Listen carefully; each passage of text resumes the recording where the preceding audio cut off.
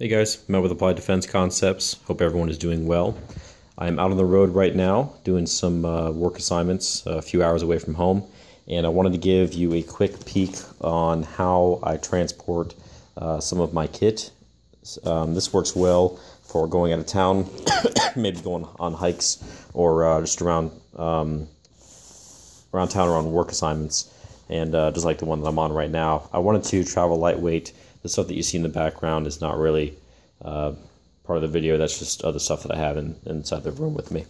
So let's just take a quick look. This is the Gray Ghost Apparition bag. Highly recommended. We're going to be posting a full review on this soon. Let's give you a quick look at what I got in here. I've got an AR-15 pistol.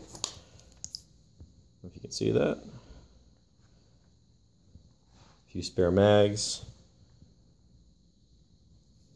And there's a bunch of other stuff in here.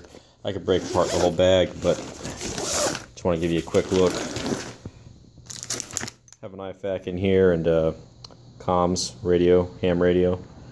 There's a few other things in here like a map and spare flashlight and some other stuff. But just giving you a quick look at one of the ways that we typically will carry gear or transport stuff, and try and be low-key about it. It's important that when you're transporting things like this, that you are low-key. There's a lot of things in the news right now that are kind of anti-gun, kind of anti-gun community, gun culture, and we want to be as anonymous and invisible as possible. Stay tuned for a full review on this bag and excuse me, and everything else that's inside the bag.